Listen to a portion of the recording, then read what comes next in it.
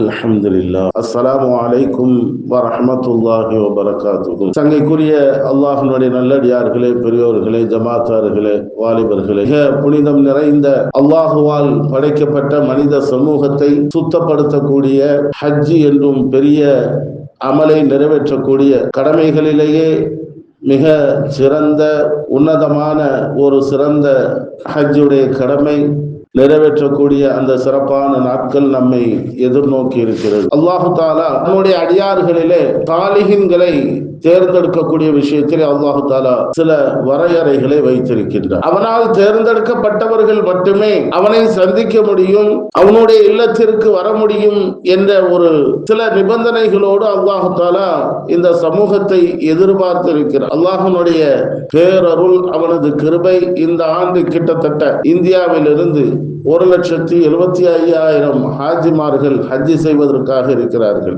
அதிலும் ஹஜ்ஜி கமிட்டியின் மூலமாக 1,22,000 பேர், தனியாரின் மூலமாக 53,000 பேர்கள் இன்ஷா அல்லாஹ் ஹஜ்ஜி செய்ய இருக்கிறார்கள். அல்லாஹ் இந்த ஆண்டு அதிகப்படியான ஹாஜிமார்களை நம்முடைய நாட்டிற்கு அல்லாஹ் தந்திருக்கின்றார். பாக்கியம் காரணம் என்னவென்று சொன்னால், உலகத்திலேயே ஹஜ்ஜி இறை இல்லத்தை நோக்கிய ஒரு பயணம் என்று சொன்னால் முதல் பயணமாக இந்த இந்தியாவிலிருந்து தான் நடைபெற்றிருக்கிறது என்பதிலே மிக தெளிவான தகவல்கள் நமக்கு கிடைக்கப்பட்டிருக்கிறது. முதலாக உலகத்தில் இருந்து ஹஜ்ஜிக்காக தவாப் செய்யக்கூடிய பெரிய பாக்கியத்தை பெற்றவர்களிலேயே இந்த இந்தியாவின் மூலமாகத்தான் முதல் பயணியாக நம்முடைய ஆதிபிதா ஆதம் அலைஹிஸ்ஸலாம் அன்னவர்கள் அல்லாஹ்வுடைய இறை இல்லத்தை நோக்கி பயணத்தை துவக்கியிருக்கிறார்கள்.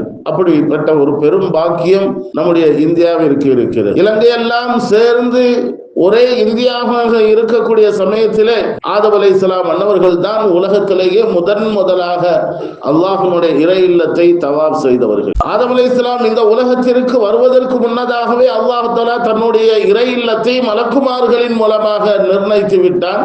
அப்படியானால் இந்த ஹஜ்ஜி பயணம் முதல் பயணம் அவர்களுக்கு கிடைக்கப்பட்டிருக்கிறது. அந்த பெருமை நம்முடைய இந்தியாவிற்கு கிடைக்கப்பட்டிருக்கிறது. இஸ்லாத்தினுடைய 50 கடமைகளிலே ஒரு கடமை இந்த ஹஜ். என்னவோ தெரியவில்லை, ஹஜ்ஜினுடைய அமலை மட்டும் கடைசியாக நாம் வைத்திருக்கிறோம். இது ஒரு ஆச்சரியமான ஒரு விஷயம். ஹஜ் என்பது கடைசி கடமை அல்ல. இளமையிலேயே அந்த தகுதி கிடைக்க பெற்று விட்டாலே ஹஜ் செய்வதற்கான கடமை அவர்களுக்கு வந்துவிட்டது. இந்த உலகத்திலே நிறைய பேர்கள் அப்படிதான் நினைத்துக் கொண்டிருக்கிறார்கள். கடைசியாக இறுதியாக முடியெல்லாம் நரைச்சி கொட்டினதுக்கு அப்புறம் தான் நமக்கு ஹஜ்ஜி கடமை என்பது. ஏன்னா கலிமாக்கள் மதரசாக்களிலே சொல்லிக் கொடுப்பார்கள். முதலாவது ஈமான், தொழுகை, நோன்பு, ஜகாத்து, ஹஜ்ஜி. இதை வச்சுதான் மக்கள் எல்லாம் கடைசியாக ஹஜ்ஜி செய்ய வேண்டுமோ என்ற ஒரு எண்ணம் மக்களிடத்திலே உள்ளத்திலே ஆழமாக சிறுவயதிலிருந்து அது உதயமாகிவிட்டது. அப்படி அல்ல. ஹஜ் என்பது எப்பொழுது அல்லாஹ் தஆலா அந்த தாக்கத்தை, அந்த பலத்தை, ஆரோக்கியத்தை, அந்த செல்வத்தை தந்து விட்டானோ அப்பொழுதே அவர்களின் மீது கடமையாகி விடுகிறது. இன்றைக்கு பார்க்கிறோம், யாரையும் சுட்டி காட்டணும், வருத்தப்பட வேண்டும் என்ற அர்த்தத்தில் சொல்லப்படவில்லை. எல்லா உலகெங்கும் இருந்து வரக்கூடிய ஹாஜிமார்களினுடைய அத்துணை பேர்களினுடைய நிலையும் அப்படித்தான் இருக்கிறது. வயோதிகத்திலே தான் வந்து அந்த ஹஜ்ஜை நிறைவேற்ற வேண்டும் என்ற ஒரு எண்ணத்திற்கு அவர்கள் வந்திருக்கிறார்கள். தலைக்கு மேலால் தூக்கி வைத்து வயோதிகர்களை தவாப் செய்கிறார்கள், ஹஜ்ஜி செய்கிறார்கள். கடைசி காலகட்டம் அப்படி அல்ல. ஆரம்பத்திலேயே அந்த ஆசை வைக்க வேண்டும், அந்த ஆர்வம் வர வேண்டும். இந்த ஹஜ்ஜி என்ற ஒரு புனிதமான இந்த கடமை என்பது காசு பணத்தை கொண்டு தீர்மானிப்பதல்ல. காசு முக்கியம், பணம் முக்கியம் என்று சொன்னால் எத்தனையோ பேர்கள் ஆரம்ப காலகட்டத்திலேயே ஹஜ்ஜிக்கு சென்றிருப்பார்கள். இந்த ஹஜ்ஜை தீர்மானிப்பது நம்முடைய செல்வங்களோ, நம்முடைய சொத்துக்களோ, நம்முடைய பணங்களோ அல்ல, அல்லாஹ் தீர்மானிக்க வேண்டும். அந்த ஆசை நம்முடைய சின்ன வயதில் இருந்தே நம்முடைய உள்ளத்திலே ஆழமாக பதிய வைத்திருக்க வேண்டும். அந்த ஆசை, அந்த ஆர்வம் வரணும். ஆர்வம் இல்லை என்று சொன்னால் ஹஜ்ஜினுடைய தேட்டம் அவர்களுக்கு இருக்காது. யஹ்யா உலூமுத்தீனிலே கஸாலி இமாம் அவர்கள் ஒரு செய்தியை பதிவு செய்திருக்கிறார்கள். உலகத்தில் வாழக்கூடிய ஒவ்வொரு முஸ்லிமுக்கும், ஒவ்வொரு முஃமினுக்கும் ஹஜ்ஜினுடைய ஆசை, ஆர்வம் இருக்க வேண்டும். யாருக்கு, எந்த முஃமினுக்கு எந்த முஸ்லிமுக்கு அந்த ஆசை இல்லையோ அவனுடைய ஈமானில் குறைபாடு இருக்கிறது என்பதாக அறிவிப்பு செய்கிறார். ஈமானில் குறைவுள்ளவனாக முழுமை அடையாதவனாக இருக்கிறான் என்பதாக தன்னுடைய கிதாபிலே எழுதுகிறார்கள் இமாம் கஸாலி அவர்கள். எல்லா நிலைகளிலேயும் நாம் கிப்லாவை முன்னோக்குகிறோம். தொழுகையில் அல்லாஹ்வை வணங்குவதற்கு தொழுகைக்கு உன்னுடைய கிப்லாவை முன்னோக்கி நான் தொழுகிறேன், இது ஒரு கிப்லா. மற்ற எல்லா காரியங்களிலேயும் கிப்லாவை முன்னோக்க வேண்டும். ஏன் ஒரு வீட்டுல போய் இறந்தவங்களுக்கு ஈசால் சவாப் செய்யும் போதும் கூட அவங்க சொல்லுவாங்க ஹஸ்ரத் இதுதான் கிப்லான்னு சொல்லுவாங்க. கிப்லா எல்லா நிலைகளிலேயும் கிப்லாவை நாம் பேணுகிறோம். ஏன் குர்பான் கொடுக்கும் போது கூட, ஏன் சாதாரணமாக ஒரு ஆட்டை அறுக்கும் போது கூட கிப்லாவை முன்னோக்க வேண்டும். எல்லா நன்மையான காரியங்களிலேயும் கிப்லாவை முன்னோக்குகிறோம். மரணித்த அந்த மையத்தை கூட முகத்தை கிப்லாவை நோக்கி வையுங்கள் என்று சொல்வார்கள். மரணித்ததற்கு பிறகும் கிப்லா அங்கே தேவைப்படுகிறது. அப்ப எல்லா நிலைகளிலேயும் கிப்லாவை தேடக்கூடிய நாம் அந்த கிப்லாவை சந்திப்பதற்கு, அந்த கிப்லா இருக்கக்கூடிய இடத்திற்கு போக வேண்டும் என்ற ஆசை வர வேண்டுமா வேண்டாமா? கண்டிப்பாக வர வேண்டும். அசல் கிப்லா அதுதான். அந்த கிப்லாவை சுற்றியும் தான் இருக்கக்கூடிய மக்கள் தொழுகிறார்கள் கிப்லாவை முன்னோக்கி. நாம் ஹஜர் அல் அஸ்வதுக்கு நேர தொழுகக்கூடிய கிப்லா நம்ம இருக்கக்கூடிய பகுதி ஹஜர் அல் அஸ்வத் காபாவில. இப்படி உலகத்தில் இருக்கக்கூடிய எல்லா மக்களும் கிப்லாவை நோக்கித்தான் தொழுகிறார்கள். அந்த கிப்லாவை நாம் முன்னோக்கக்கூடிய அந்த சமயத்திலே கிப்லாவை நேரடியாக சென்று அந்த இறை இல்லத்திற்கு முன்னால் தொழுதால் எவ்வளவு பெரிய பாக்கியம் என்பதை நாம் அளவிட்டு காட்ட முடியும். எண்ணிலடங்காத நன்மைகளை அல்லாஹ் தஆலா அதிலே வைத்திருக்கிறார். பணம் காசெல்லாம் அடுத்த கட்டம் தான். மிக முக்கியமாக நாம் ஆசை வைக்க வேண்டும், ஆர்வப்பட வேண்டும், ஹஜ்ஜின் மீது உண்டான தேட்டம் வர வேண்டும். எப்படிப்பட்ட மனிதனையும் அல்லாஹ் தஆலா நாடிவிட்டால் அவன் அழைத்துக் கொள்கிறான். அந்த ஆசை இல்லைன்னா அந்த தேட்டமே இருக்காது, ஹஜ்ஜினுடைய நாட்டமே அவர்களுக்கு வராது. அல்லாஹ் எல்லோருக்கும் நசீபாக்குவானாக. ஹஜ்ஜில எல்லாரும் ஹஜ்ஜி செய்யறாங்க. உமர் ரலியல்லாஹு தஆலா அன்ஹு அன்னவர்களோடு அவர்களுடைய மகனார் சஹீ செய்யறாங்க. ஆச்சரியத்தோடு கேட்கிறாங்க, தந்தை அவர்களே இவ்வளவு பெரிய கூட்டம் ஹஜ்ஜிக்காக வந்திருக்கிறார்களே, ஆச்சரியமாக இருக்கிறது என்று கேட்கிறார்கள். ஹஜ்ரத் உமரே ஃபாரூக் ரலியல்லாஹு தஆலா அன்ஹு அன்னவர்கள் சொல்லுகிறார்கள், இவர்கள் இறை இல்லத்திற்கு வந்திருக்கிறார்கள், ஆனால் இவர்கள் எல்லாம் ஹாஜிகளா என்று சொன்னால் இல்லை, ஒவ்வொருவரும் பல நோக்கத்திலே வந்திருக்கிறார்கள். அல்லாஹு தஆலா ஒரு சில பேர்களினுடைய ஹஜ்ஜை தான் அல்லாஹ் அங்கீகரிக்கிறான் என்றார். அப்படியானால் நம்முடைய ஹஜ்ஜி எப்படி இருக்க வேண்டும்? நம்மெல்லாம் இன்றைக்கு துஆ செய்து அனுப்பி வைக்கிறோம், ரப்பே இவருடைய ஹஜ்ஜை மப்ரூரான மக்பூலான ஹஜ்ஜாக ஆக்கி வைப்பாயாக. துஆ செய்றோமா இல்லையா? மப்ரூரான ஹஜ்ஜி. அந்த மப்ரூரான ஹஜ்ஜிக்கு சில நிபந்தனைகளை இந்த மார்க்கம் நமக்கு சொல்லித் தருகிறது. முதலாவது விஷயம், ஹலாலான சம்பாத்தியத்திலே ஹஜ்ஜிக்கு செல்ல வேண்டும். ஹலாலான சம்பாத்தியம், ஹலாலான வருமானம். ஒரு மனிதர் அல்லாஹ்வுடைய இறை இல்லத்திலே தலைவிரி கோலத்திலே அழுக்கு அடைந்த அந்த இஹ்ராமிலே வந்து மதாஃபிலே இருந்து அழுது துஆ செய்கிறார். அல்லாஹ்விடத்திலே அழுது புலம்புகிறார். எத்தனையோ தேவைகளை முன்னிட்டு கேட்கிறார்.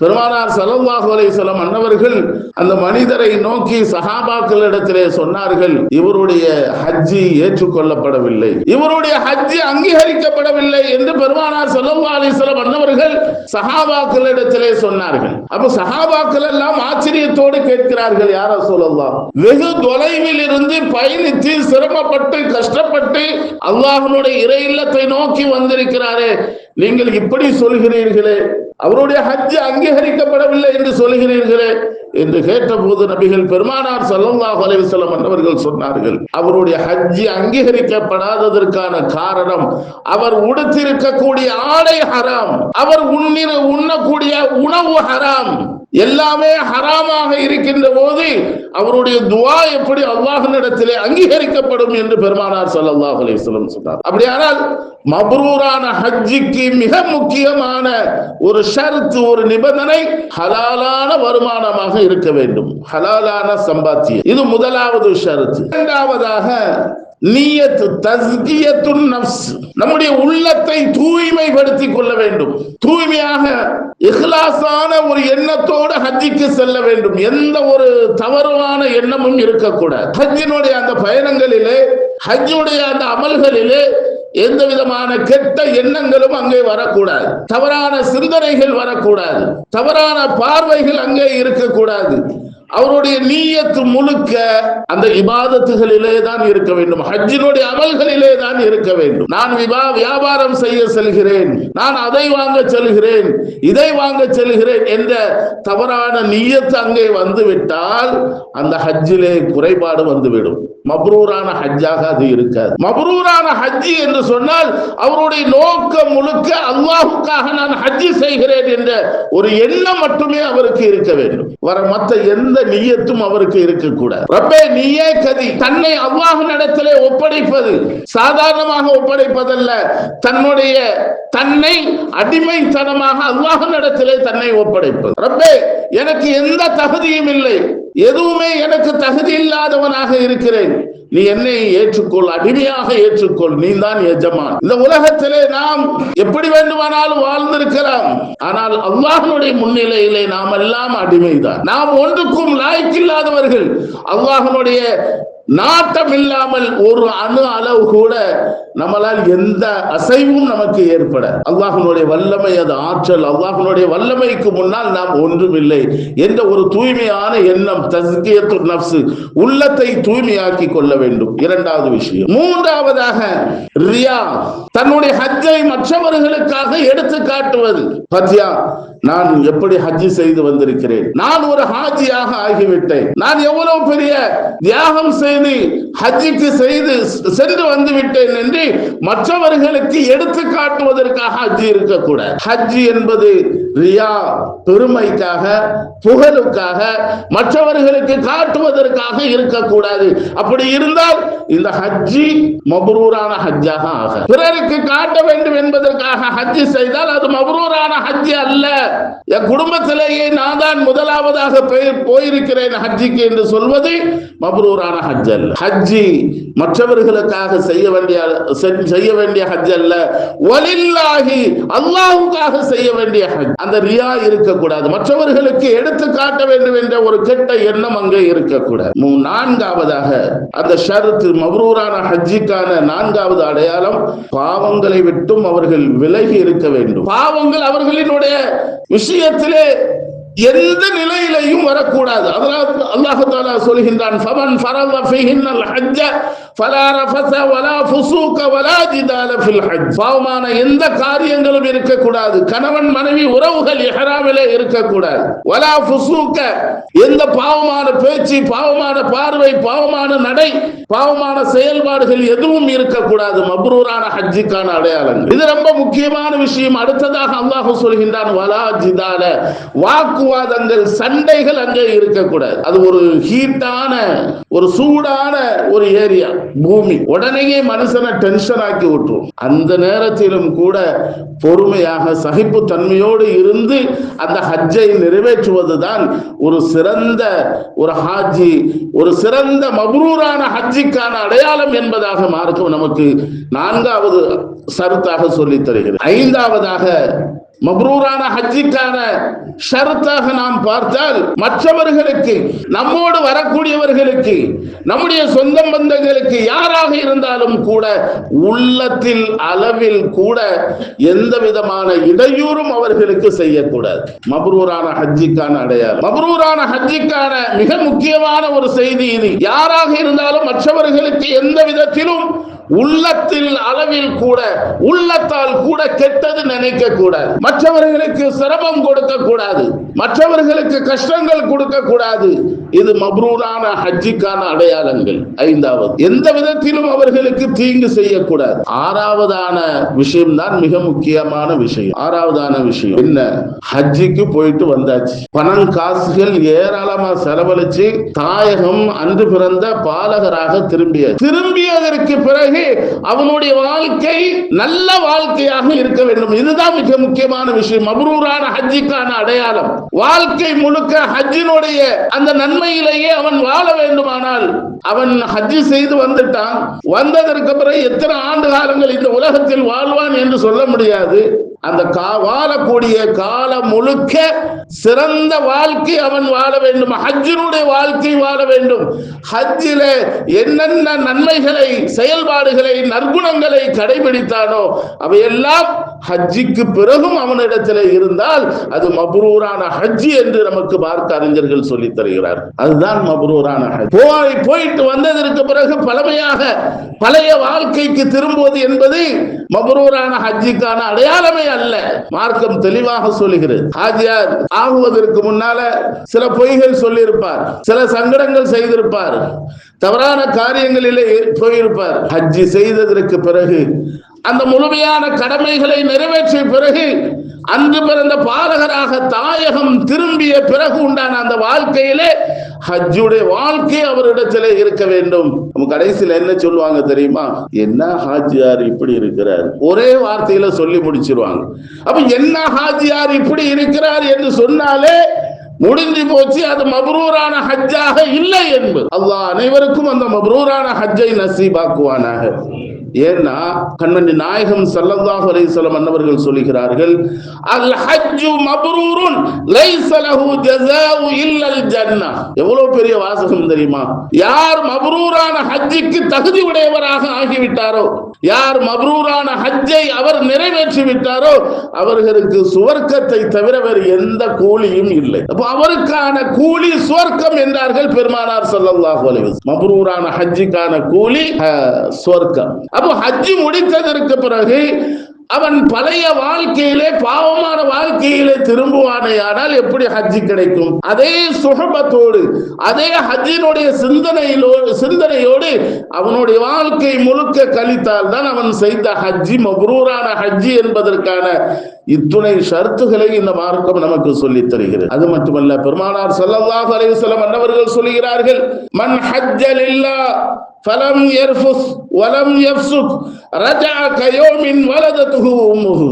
எவ்வளவு பெரிய உயர்ந்த ஒரு வார்த்தைகளை பெருமானார் ஸல்லல்லாஹு அலைஹி வஸல்லம் அன்னவர்கள் பயன்படுத்துகிறார்கள் தெரியுமா? அந்த ஹஜ்ரல் அஸ்வத் மனிதனுடைய அழுக்குகள் எல்லாம் போக்கி தூய்மையான ஒருவனாக ஆக்கி வெளியிலே அனுப்புகிறது. வாஷிங் மிஷின்ல அழுக்கு சட்டையாக போட்டால் அது துவைத்து எப்படி சுத்தப்படுத்தி வெளியிலே தருகிறதோ அதே போன்று தவாஃப் முழுக்க சுற்றி நம்முடைய உள்ளத்தை பரிசுத்தப்படுத்தி வெளியிலே அனுப்புகிறது. ஒரு கிரைண்டர் மாதிரி நினைச்சிக்க வேண்டியது. நல்ல திடமான பொருளை அரைத்து எப்படி வெளியிலே தெரிகிறதோ கிரைண்டர், அதே போன்ற அழுக்கான டிரெஸ்ஸுகளை அந்த வாஷிங் மிஷின் எப்படி சுத்தப்படுத்தி வெளியிலே அனுப்புகிறதோ அந்த தவாஃப், அந்த ஹஜ்ரல் அஸ்வத் அந்த தவாஃபின் மூலமாக அவனை சுத்தப்படுத்தி வெளியிலே அனுப்புகிறது. மீண்டும் பழைய மாதிரி ஆயிட்டா அது மப்ரூரான ஹஜ் அல்ல.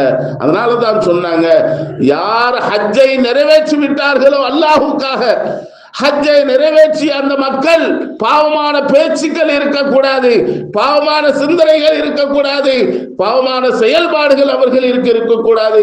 இப்படி இருந்தால் அவர்கள் தன்னுடைய தாயகம் திரும்புகின்ற போது அவர்கள் அன்று பிறந்த குழந்தையாக, ஒரு தாய் அன்று பெற்றெடுத்த குழந்தையாக பாவமற்ற நிலையிலே தன்னுடைய தாயகம் திரும்புவார் என்பதாக அண்ணலம் பெருமானார் ரசூலே கரீம் ஸல்லல்லாஹு அலைஹி வஸல்லம் அவர்கள் சொல்லி தருகிறார். அருமையானவர்களே, ஹஜ்ஜி அவ்வளவு மிக உயர்ந்த உன்னதமான பெரிய அமல். இன்றைக்கு அந்த ஹஜ்ஜை அப்படியே தள்ளி போட்டுக் கொண்டே இருக்கிறோம். இன்னைக்கு செய்யலாம், நாளைக்கு செய்யலாம், நாளை மறுநாள் செய்யலாம், அடுத்த ஆண்டு பார்த்துக் கொள்ளலாம் என்று இன்றைக்கு நம்முடைய உள்ளங்கள் அதை ஹஜ்ஜை தூண்டுவதற்கு பதிலாக அதை தள்ளி போட்டுக் கொண்டே இருக்கிறது. அதற்கான ஒரு சந்தர்ப்பம் கிடைத்து விட்டால், ஹஜ்ஜுக்கான ஒரு நேரம், ஒரு காலகட்டம் நமக்கு அமைய பெற்று விட்டால் ஹஜ்ஜுக்காக உடனேயே தீவிரமாக அதிலே இறங்கிவிட வேண்டும். பெருமானார் ஸல்லல்லாஹு அலைஹி வஸல்லம் அன்னவர்கள் சொல்லித் தருகிறார்கள், வமன் அராதல் ஹஜ்ஜ ஃபல்யதஅஜ்ஜல். யார் ஹஜ்ஜை நாடி விட்டாரோ அவர் விரைவாக ஹஜ்ஜை நிறைவேற்றட்டும். ஏன்னா பெருமானார் ஸல்லல்லாஹு அலைஹி வஸல்லம் 3 விஷயங்களை பின்னாடி சொல்றாங்க. தகுதி வந்துருச்சா, உடல் ஆரோக்கியம் இருக்கிறதா, பணபலம் இருக்கிறதா, ஹஜ்ஜை தள்ளி போடாதீர்கள். அப்படி தள்ளி போட்டால் உங்களை ஒரு காலத்திலும் ஹஜ்ஜிக்கான ஒரு வாய்ப்பு கிடைக்காமல் போய்விடும். நெருக்கடியான காலங்கள் வந்துவிடும். அடுத்த ஆண்டு போய்கொள்ளலாம், அதுக்கு அடுத்த ஆண்டு போய்கொள்ளலாம் என்று ஏதாவது ஒரு நெருக்கடி உங்களை வந்துவிடும். அல்லது போக முடியாத அளவுக்கான ஒரு நோய்வாய் உங்களுக்கு வந்துவிடும், நோய்கள் வந்துவிடும், அல்லது சில தடங்கல்கள் வந்துவிடும். சில பேர் நினைச்சிருக்காங்க, என் அத்தா போகல, நான் எப்படி சீக்கிரமே போக முடியும், அத்தா போகட்டும், அதுக்கப்புறம் நான் போறேன். இங்க அதாவது சீனியாரிட்டி என்பது கிடையாது. ஹஜ்ஜில மௌத்துல சீனியாரிட்டி இருக்கா? அவர் போனதுக்கு அப்புறம் நான் போறேன்னு சொல்ல முடியுமா? அத்தா போனதுக்கு அப்புறம் நான் போறேன்னு சொல்ல முடியுமா? எந்த சீனியாரிட்டியும் கிடையாது. யார கூப்பிட்டாலும் உடனே அல்லாஹ் கிட்ட போகணும். ஏன்? தொழுகையே இருக்கட்டும், யாரு முதல் செஃப்ல உட்கார்றாங்களோ அவங்கதான் முதல் செஃப்ல இருக்க முடியும்.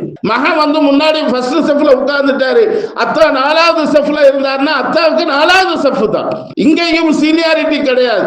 வயசை முற்படுத்த முடியாது. அண்ணன் போகட்டும், நான் போறேன்னு சொல்ல முடியாது. அப்ப அவருக்கு முதல் செஃப்ல உட்கார்ந்து அவருக்கு தான் அந்த செஃப். 4வது செஃப்ல அத்தா இருந்தால் 4வது செஃப்ல தான்.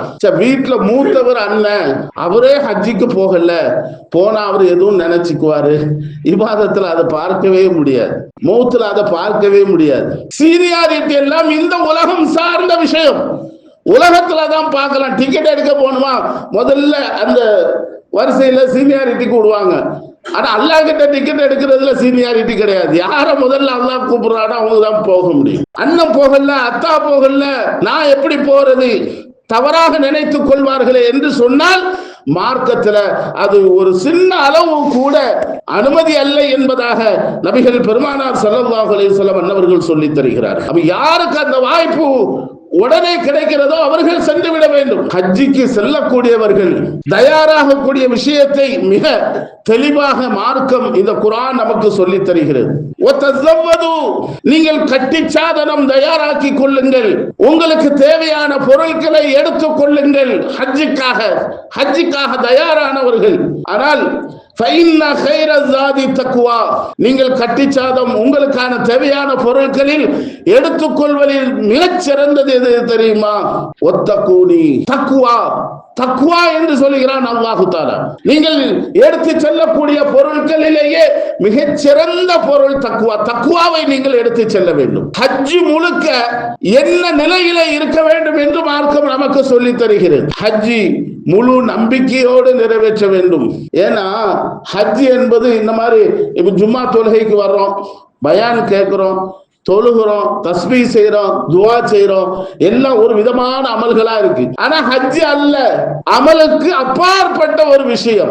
சில இடங்களில் தங்க வேண்டும், சில இடங்களில் கற்களை பொறுக்க வேண்டும், சில இடங்களில் துவா கேட்க வேண்டும், சில இடங்களில் தொழுக வேண்டும் என்று குறிப்பிட்ட செயல்பாடுகள், குறித்த செயல்பாடுகள் தான் ஹஜ்ஜாக மார்க்கம் நமக்கு கற்றுத் தருகிறது. அமல்களுக்கும் அந்த செயல்பாடுகளுக்கும் மிக தூரத்தில் இருக்கிறது. ஹஜ் வேற, இபாதத்து வேற. அந்த ஹஜ்ஜிலே இருக்கக்கூடிய சில விஷயங்கள், முக்கியமான விஷயங்கள், ஹஜ்ஜிலே முழு நம்பிக்கையோடு இருக்க வேண்டும். முதலாவது பொறுமையாக இருக்க வேண்டும், பொறுமையாக இருக்க வேண்டும், சகிப்பு தன்மையோடு இருக்க வேண்டும், தன் நம்பிக்கையோடு இருக்க வேண்டும், தியாக உணர்வோடு அங்க இருக்க வேண்டும். எல்லாம் இதெல்லாம் அங்க தேவை. ஹஜ்ஜுடைய காலங்கள்ல போயிட்டு வந்தவங்களுக்கு தெரியும், ஒற்றுமையாக இருக்க வேண்டும். நான் தனியா போறேன்னு பிச்சுட்டு போக முடியாது, குழுவை விட்டும். அதெல்லாம் மிக சிரமம். அல்லாஹ்விடத்திலே பாவ மன்னிப்பு கேட்க வேண்டும். ஏன்னா அல்லாஹ் மன்னிக்க கூடிய இடமே அந்த இடங்கள் தான். இவைகள் எல்லாம் இந்த ஹஜ்ஜி கற்றுத்தரக்கூடிய மிகச்சிறந்த பாடங்கள். ஆரம்பத்துல சொன்ன மாதிரி இந்த ஹஜ்ஜை தீர்மானிக்கிறது நம்முடைய செல்வங்களோ சொத்துக்களோ நம்முடைய உடல் ஆரோக்கியமா அல்ல, அல்லாஹ் தீர்மானிக்க வேண்டும். ரப்பு தான் தீர்மானிக்கிறார். பாக்தாதிலே கப்பலிலே சென்று ஹஜ் செய்யக்கூடிய ஒரு காலம், ஆரம்ப காலகட்டம். முன்னொரு காலத்திலே எந்த பாஸ்போர்ட்டும் விசாக்கள் எல்லாம் இல்லாத ஒரு காலம். ஒரு குடும்பத்தில் இருந்து ஒருவர் ஹஜ்ஜுக்காக தயாராகிறார். அவருடைய மகன் சின்ன ஒரு பையன், நானும் எங்க போறீங்க? நான் ஹஜ்ஜுக்கு போறேன்பா, நானும் வர்றேன் உங்களோட. அங்க ஹஜ்ஜில என்ன செய்ய போறீங்க? அல்லாஹ்வுடைய இல்லத்தை பார்க்க போறேன். அல்லாஹ்வுடைய இல்லத்துல யார் இருப்பா? ரப்பு இருப்பான், என்னுடைய ரப்பு அல்லாஹ் இருப்பான். அப்படியானால் நானும் வருகிறேன் என்று புறப்பட்டு போறேன். பிள்ளையோடு, தான் பெற்றெடுத்த அந்த பிள்ளையோடு ஹஜ்ஜுக்காக அந்த மனிதர் செல்கிறார். செல்லக்கூடிய அந்த சமயத்திலே முதல் தவாஃபிலேயே அந்த மகனை காணவில்லை. கொஞ்ச நேரத்திலே அவர் பதறுகிறார், தேடுகிறார், எங்கும் காணவில்லை. அங்கே அசரீரி கேட்கிறது, என்னுடைய அடியான் என்னை பார்க்க வந்ததால் அவனை நான் அழைத்துக் கொண்டேன். யார் எந்தெந்த கண்ணோட்டத்தில் அங்கே ரப்ப பார்க்கிறாங்களோ அது அங்கே கிடைக்கும். அவர்களுடைய எண்ணத்தின் பிரகாரம் தான் ஹஜ் அமைகிறது என்பதாக பெருமானார் ஸல்லல்லாஹு அலைஹி வஸல்லம் அவர்கள் சொல்லி தருகிறார். கப்பல்ல போகக்கூடிய காலம் மும்பைக்கு போய் தான் கப்பல்ல போகணும். மும்பையில ஒரு இந்திய எம்போசியம் அங்கே இருக்கிறது. தமிழ்நாட்டில இருந்து போகக்கூடியவங்க எல்லாம் அங்க போய் தான் கப்பல்ல ஏறி போவாங்க. அப்போ அங்கே ஒரு பக்கத்துல அதாவது சவரம் செய்யக்கூடிய ஒரு சின்ன கடை, வரக்கூடியவங்க ஹாஜிமார்கள் அத்தனை பேர்களுக்கும் அந்த கடையில தான் சவரம் செய்துட்டு தாடி ஒதுக்கிட்டு போவாங்க. நடந்த ஒரு நிகழ்வு இன்றைக்கும் அந்த கடை இருப்பதாக ஆலிம்கள் சொல்லி தந்த ஒரு செய்தி. இன்றைக்கும் அந்த கடை இருக்குது. வாழையடி வாழையாக வாரிசுகள் அதை பார்த்துக்கிட்டு இருக்காங்க. அவர்கிட்ட வந்து பேசுறாங்க. ஒருத்தர் சவரம் செய்யும் போது பேசுகிறார். சவரம் செய்யக்கூடியவர்கிட்ட, என்னங்க உங்களுக்கு ஹஜ்ஜினுடைய ஆசை இல்லையா? இப்படியே சவரம் செய்து கொண்டே இருக்கிறீர்களே, என்ன செய்வது? என்னுடைய வருமானம் என்னுடைய குடும்பத்தை மட்டும்தான் பார்க்கக்கூடிய அளவுக்கு இருக்கிறது. அதிகப்படியான வருமானம், சேமிக்கக்கூடிய வருமானம் எதுவுமே இல்லை என்று சொன்ன போது, அப்படியா என்று வருத்தப்படுகிறார். அல்லாஹ் உங்களுக்கு நிறைய தவாபு தருவான். காரணம், ஹாஜிகளுக்கு மட்டுமே நீங்கள் சவரம் செய்கிறீர்கள், முடிவெட்டுகிறீர்கள். ஆக அல்லாஹ் தஆலா ஹாஜிகளினுடைய நன்மையை ஏராளம் உங்களுக்கு தருவான் என்று சொல்லி துஆ செய்து போறார். வந்து சொல்லி போனவர் செல்வந்தர். அவருடைய உள்ளத்தில் அல்லாஹ் போட்டான், இவரை எப்படியாவது இந்த ஆண்டு ஹஜ்ஜிக்கு அழைத்து செல்ல வேண்டும். உடனே ஏற்பாடு செய்கிறார். ஒரு சின்ன அங்கெல்லாம் அந்த நேரத்தில் என்ன பேப்பர்ல தான் கொடுப்பாங்க, எழுதி தான் கொடுப்பாங்க, சீல வச்சு. அந்த ஆண்டே ஹஜ்ஜிக்கான அழைப்பை அவரை ஏற்றுக்கொண்டார். இன்றைக்கும் அந்த கடை அங்கே இருப்பதாக நாம் கேள்விப்படுகிறோம். வரலாற்று நிகழ்வுகள் நமக்கு மிக சிறந்த ஒரு ஆதாரமாக தருகிறது. ஏழை எளியவன் பணக்காரன் என்று அல்லாஹ் யாரையும் பார்ப்பதல்ல. எத்தனையோ ஏழை பெருமக்கள், வசதி இல்லாதவர்கள், வறுமையில இருக்கக்கூடியவர்கள் எல்லாம் தன்னுடைய இல்லத்திற்கு அழைத்து அல்லாஹ் அழகு பார்த்திருக்கிறார். எத்தனையோ செல்வந்தர்கள், வசதி வாய்ப்புள்ளவர்கள், சொத்துள்ளவர்கள், இன்றைக்கும் அவர்களால் போக முடியாமல் எத்தனையோ செல்வந்தர்கள் எல்லாம் இருக்கிறார்கள். அல்லாஹ் நாட்ட வேண்டும். அப்படி நாட்ட வேண்டும் என்று நாம் ஒதுக்கி போட்டு விடக்கூடாது. அந்த ஆசை வைக்க வேண்டும், அந்த தேட்டம் இருக்க வேண்டும். யார் ஆசைப்படுகிறார்களோ அது அவர்கள் அடைந்து கொள்வார்கள். மன் ஜத்த வஜத, எவர்கள் முயற்சி செய்கிறார்களோ அவர்கள் அடைந்து கொள்வார்கள். கண்மணி நாயகம் ஸல்லல்லாஹு அலைஹி வஸல்லம் அவர்கள் என்னுடைய வாக்கு. இறுதியாக அல்லாஹ் சொல்லி முடிக்கின்றார், வமன் கஃபர ஃபஇன்னல்லாஹ கனியுன் அனில் ஆலமீன். யார் இதை மறுக்கிறார்களோ, ஹஜ் செய்வதை புறந்தள்ளுகிறார்களோ, அவர்களுடைய விஷயத்திலே நான் தேவையற்றவனாக இருக்கிறேன் என்று அல்லாஹ் தஆலா கோபமான வார்த்தைகளை கொண்டு குர்ஆனிலே பதிவு செய்கின்றார். அல்லாஹ் பாதுகாக்க வேண்டும். எல்லா மக்களுக்கும் அந்த ஹஜ்ஜை நசீபாக்குவானாக. ஹஜ் செய்யக்கூடிய அத்துணை மக்களினுடைய ஹஜ்ஜையும் அல்லாஹ் மப்ரூரான மக்பூலான ஹஜ்ஜாக ஆக்கி அருள் புரிவானாக. சுவர்க்கத்தை அல்லாஹ் அனைவருக்கும் நசீபாக்குவானாக. ஆமீன். வ ஆகிரு தவானா அல்ஹம்துலில்லாஹி ரப்பில் ஆலமீன். அஸ்ஸலாமு அலைக்கும் வ ரஹ்மத்துல்லாஹி வ பரகாத்துஹு.